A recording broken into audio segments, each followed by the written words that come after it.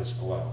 So this is the particulate radiation. I want to look at the photonic radiation now. So I'm on page 88, and your book makes the point that there are a number of different kinds of scattering that you can get with photons. But there's three principal modes that are discussed in your book, and I want to handle each one of these separately. And the first one is something that's called Compton scattering. So what happens in Compton scattering is that you've got an incident photon, an energetic photon, and the photon actually hits an outer orbital electron.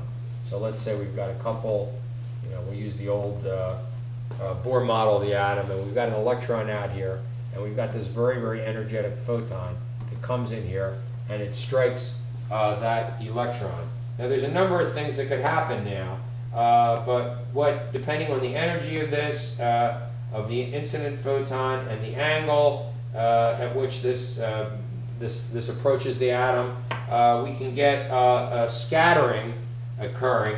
A couple things will happen is, the photon itself will actually scatter. That is, this would be say the straight path. Now the photon is actually going to scatter out along this path. And this angle here, theta, we're going to call that the scattering angle.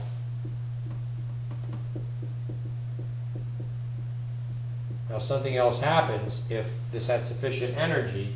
We can actually eject this electron. So that this electron is going to leave the atom. And this thing is known as a Compton electron.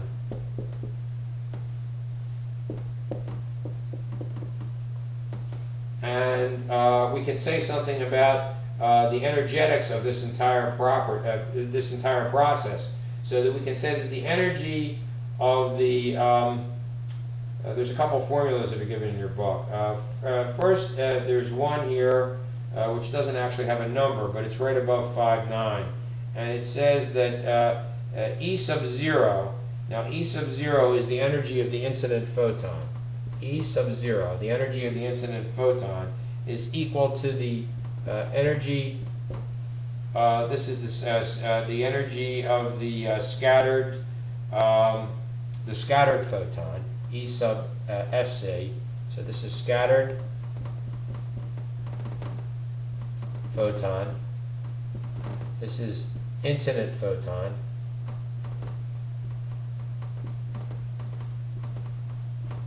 And plus the energy of the Compton electron plus BE, which is the binding energy. Now it turns out that for an electron that's out here, the binding energy is going to be very, very low. So it's not zero, but for all intents and purposes, compared to these other energies, we can ignore it. So we can set it to 0. And then our equation simplifies a little bit, so we can say that the incident photon is equal to the energy of the incident photon is equal to the energy of the scattered photon plus the energy of the Compton electron. And we don't have to worry about the binding energy of that electron anymore. And from that, we can do some calculations. There's another equation in here, and I don't expect you to know this equation, but it's kind of interesting if you want to actually try to verify the calculation that's done in the book. It tells us that the energy of the scattered photon is going to depend on this angle theta that I put up before, and it's going to be equal to the energy of the incident photon, E sub 0, divided by 1 plus the quantity E sub 0, divided by 0.511, and that entire thing is going to be multiplied by 1 minus the cosine of theta, where theta was that scattering angle. And if you do this for the example that's shown on the bottom of page 89, you put all the values that are in there. What you'll find out, and I did the math myself to verify this, you can look at, there's a couple things that you can look at. So they're asking you in the example to calculate the energies of 140 keV gamma photons that are produced during the decay of technetium 90, the metastable technetium 99, when they are scattered through angles of 25 degrees and 180 degrees. So the scattering angle of 25 degrees, here the photon came in like this. It would have gone like that. It's scattered at 25 degrees. The photon was like that. When it's scattered at 180 degrees, the photon actually reflected back in this direction. So this is 180 degrees, it goes back. And if you do both of these things, you'll find out that the scattering, when you do the scattering at 25 degrees, you're going to get a value of 136 kiloelectron volts. And when you do the scattering at 180 degrees, you get a value of 90.4 kiloelectron volts. The difference between the original value, the 140 kiloelectron volts, and the lowest value, the value of the scatter, the 180 degree scattering, is 50 kiloelectron volts. And so you can actually do these kinds of calculations, and you get some interesting results from that. And there's a table on page 90, table 5.3, which gives you the energies of scattered photons and Compton electrons when theta equals 180 degrees. So the 180 degree value is the one that we usually use to show complete backscattering. And what you'll see is there are three nuclides, radionuclides, that are given here. One of them is iodine 125. The scattering energy of the scattered photon. The energy of the incident photon was 27.5 kevs. The scattered one was 24.8 kevs. The Compton electron was 2.7 kevs. And the percent that was transferred to the electron, the percent of the energy transferred to the electron, was 9.8%. For the metastable technetium isotope, it's 140 incident, 140 kevs incident, 90.4 kevs scattered, and 50 kevs for the Compton electron, and that represents a 36% energy transferred. And for cobalt 60, the incident energy is much greater. It's 1330 kevs, so that's actually 1.33 MeV, and the scattered photon is 214 kevs, and the Compton electron has compared to these other ones, an enormous energy of 1,116 kevs, so that's 1.16 MeVs for the Compton electron, and 84% of the energy is actually being transferred. So this is Compton scattering. There's another effect that can occur when the high energy photon interacts with an atom via what is known as the photoelectric effect. So this is another possibility. So in this case, what's happening is the energy of the incident photon, rather than being scattered, it's completely absorbed by an inner shell electron. So now this photon no longer is hitting, this photon is no longer hitting the electron out here, but it's hitting one of the electrons in here. And when it does that, the energy is sufficient to actually cause ejection of that electron, and we call that electron that's moving out of there, rather than this other one, which was a Compton electron. This one is called a photoelectron. And we'll know it's a photoelectron because now it's going to leave a hole here, and this electron is going to have to fall back into the hole. And once that happens, once this electron falls into the hole, then we know we're either going to get an Auger electron that's going to wind up being emitted, or we're going to get an X-ray that's going to be emitted. So that's how we can tell that if we're not seeing that we're actually getting, or in this case, we're actually seeing, we're getting what are known as photoelectrons. So there is no scattered photon in this case. We're not losing any of the energy to a scattered photon. All the energy is actually going into this. And in this case, our equation is going to look a little bit different because the incident photon is now going to be, since this is going to be 0 here, this particular term is going to be 0. This term here, where we had the Compton electron, instead of the Compton electron, now we're going to have a new term. We're going to call that the photoelectron. So we're going to say E sub 0 equals, this is now going to 0. So E sub 0 is going to equal the energy of the photoelectron. And now it turns out that the binding energy for this inner shell electron is great enough that we can no longer ignore it. We can't just say, here we said we're gonna let it equal to 0. Here we're gonna have to actually look at the binding energy. So this is equation 511, that the incident photon energy is going to be equal to the energy of the photoelectron plus the binding energy of that electron.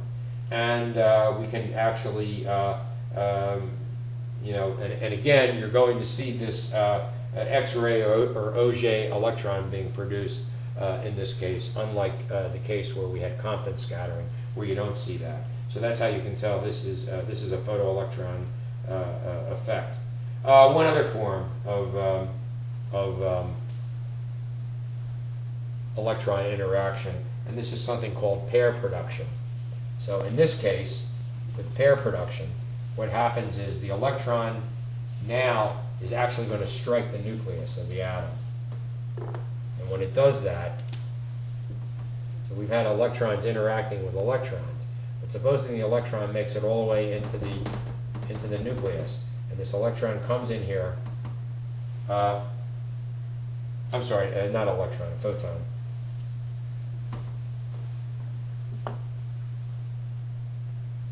So the photon comes in here with sufficient energy, and it actually hits the nucleus.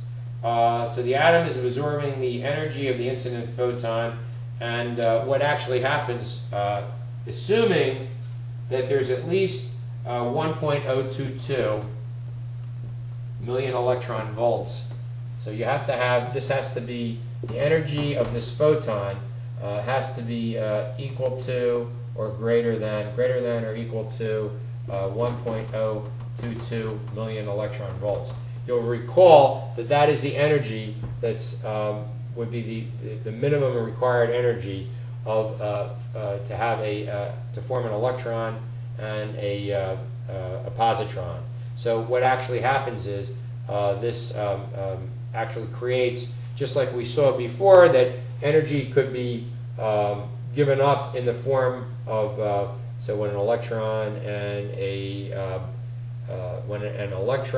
positron combine, they produce gamma radiation, and that gamma radiation would have an energy of 1.022 million electron volts, a sufficiently energetic photon that had that same amount of energy. This could go in the opposite direction. So in the first case, we saw mass being converted to energy. Now we're going to see energy being converted to mass. So this 1.022 MeV photon now is going to produce two particles, and these particles are going to actually scatter. They're now going to scatter. One of them is going to go off this way, and that'll be the electron, and the other one is going to go off, let's say, in this direction, and that's the positron. Now the electron is just going to go on, and it's going to be captured by probably some other positively charged particle somewhere. The positron is not going to go probably nearly as far. Nature, at least this universe, abhors positrons, and the positron is going to inevitably meet another electron, and when it does, it's just going, the two of them are going to annihilate. So there's going to be another atom somewhere out here, a nearby atom, and that positron is going to strike that electron. We're going to get annihilation, and the annihilation is going to produce, remember, two photons, two gamma photons that are going to be going 180 degrees apart from one another. So we're going to get that. This will be the annihilation photons. Okay, and you can look at figure 5.9, which actually this is on the bottom of page 92, and it shows the relative probabilities of photon matter interactions with water, with iron, and with lead. And you can see that, well, it's actually showing us, let's see, what are we saying here? The photon, it's plotting photon energy with respect to, I can't see, I'm having a little trouble with my glasses here, seeing what's on the y-axis of this. Let's see. Okay, I see what this is now. Okay, so this is showing you that there are three processes that we're looking at. We're looking at photoelectron production. We're looking at pair production, and we're looking at Compton electron production. And you can see that what's actually happening in every case as we go to greater photon energy, we're getting less of all of these things actually occurring. But there's a difference in the way that they behave, whether we're dealing with water, iron, or lead. That in the case, for instance, of water, what actually happens? I misspoke. Actually, the photoelectron and the Compton electrons go down in all cases, but actually pair production actually goes up with increased energy, and you would expect that. You would actually expect that, because below the energy of 1.022 MeVs, you're not going to see any, there's zero probability of getting any pair production, and as you get to greater and greater energies, that probability goes up. And so you get these values that go from, not really sure what's being plotted. Is it the number of, because I just can't see, my eyes aren't that good, so I can't see what's on the y-axis. Let me see if I can read what it says in here.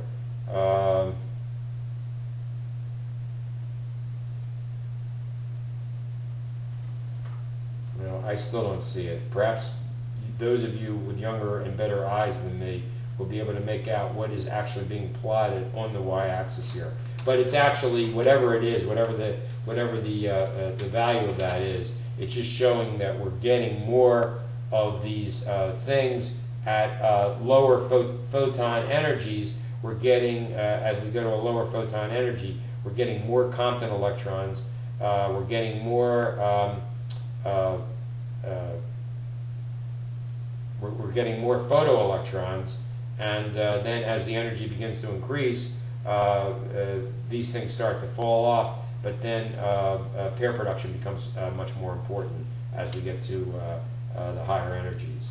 Okay, the next thing, and I think it might probably be the last or one of the last things that are actually in this chapter, is the idea of attenuation. I talked a little bit about attenuation previously, but it's actually the ability of a substance to reduce the amount of transmission of things like X-ray and gamma radiation. So when photons pass through matter, we saw that there are these three things that can happen. They can be absorbed. We can get photoelectrons or pair productions.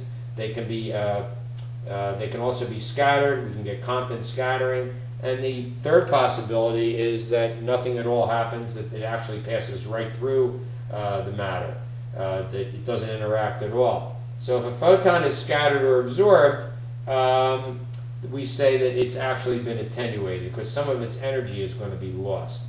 And the example that's given in your book is if there's 1,000 photons hit a slab of matter and 200 of them are absorbed, 200 of them are scattered, 100 of them are absorbed, and 700 of them are transmitted, then we say that 300 of these were actually attenuated. So the 200 scattered and the 100 absorbed, that's 300 out of the 1,000, 300 of them were actually attenuated.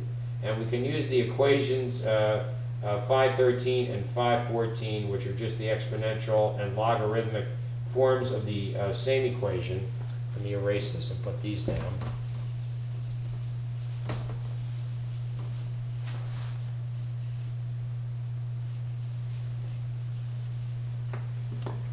And the first of these says that I equals I sub 0 e to the minus mu x. And we have to define, then there's the logarithmic form of this, the natural log of I over I sub 0 equals minus mu x. And we have to define all these terms. The ratio of I to I sub 0 is known as the transmission factor.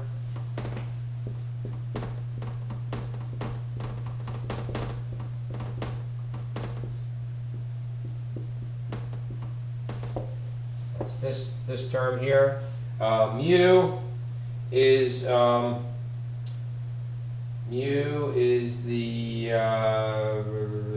the attenuation coefficient. So mu, attenuation coefficient.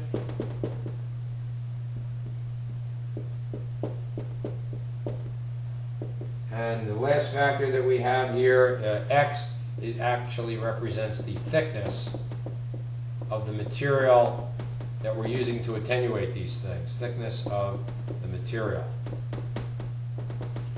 And we can actually, there's a problem that's done in here. Let's see.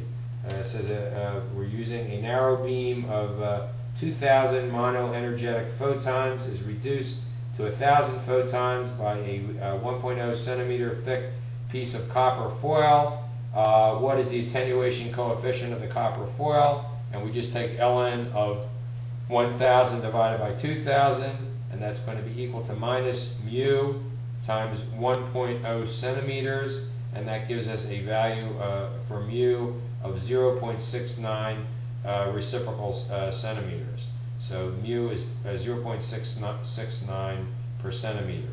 In this example, the beam is attenuated to half its original intensity. Therefore, we can say that 1.0 centimeters is what we call the HVL, or half value layer.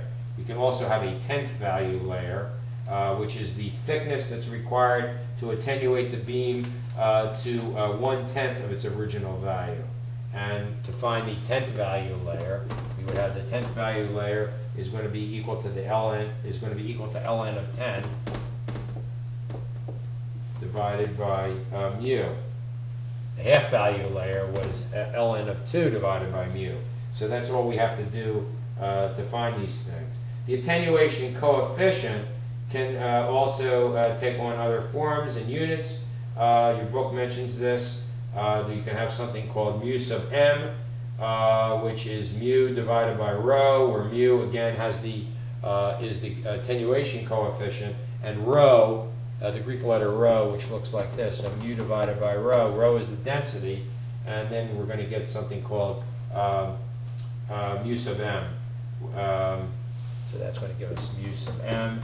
And there's another, that's actually equation 517. There's also a, that's called the mass attenuation coefficient, mu sub m. There's also a mu sub a, which is the atomic attenuation coefficient. That's mu times the atomic number, the atomic mass, I'm sorry, divided by rho times Avogadro's number, 6.022 times 10 to the 23rd. And the units are in square centimeters per atom, if you do it that way. And there's another example that's given there. And let's see. One other thing that's mentioned in here is the idea of something called filtration. So let's see what I've got here.